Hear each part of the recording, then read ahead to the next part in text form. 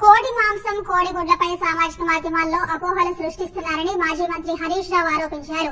Poultry రంగంలో రాష్ట్రంలో సిద్దిపేట 2వ స్థానంలో ఉందని, తక్కువ ధరలో లభించే చికెన్, కోడిగుడ్లలో మంచి ప్రోటీన్ దొరుకుతుందన్నారు.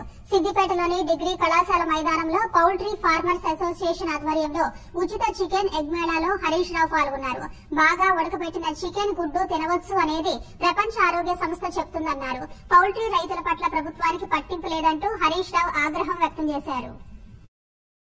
నిజానికి గత 10 ఏళ్లలో పౌల్ట్రీ పరిశ్రమ చాలా ఒడిదుడుకులకు లోనైంది. మన గౌరవ తెలంగాణ తొలి ముఖ్యమంత్రి కేసీఆర్ గారు పౌల్ట్రీ పరిశ్రమకు ఎప్పుడు పెద్దపీట వేశారు. భారతదేశంలో దాదాపు 12-13 రాష్ట్రాలకు చికెన్ ఎగ్స్ ను సరఫరా చేసే రాష్ట్రం తెలంగాణ రాష్ట్రం.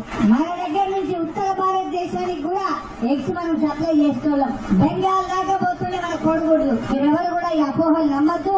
దయచేసి బాగా బాయిల్ చేసినటువంటిది అంటే బాగా ఉడకబెట్టిన కోడిగుడ్లు కానీ 70 డిగ్రీల పైన బాగా వేడి చేసిన చికెన్ అయినా ఏదైనా తినచ్చు. మనం ఇంట్లో అనుకునేది అది 100 డిగ్రీస్ దాటుతుంది టెంపరేచర్. అందువల్ల మనం ఫ్రై చేసినా దాంట్లో ఏం అనుమానం లేదు. నేను రోజు తింటున్నా, మీరేం భయపడాల్సిన అవసరం లేదు.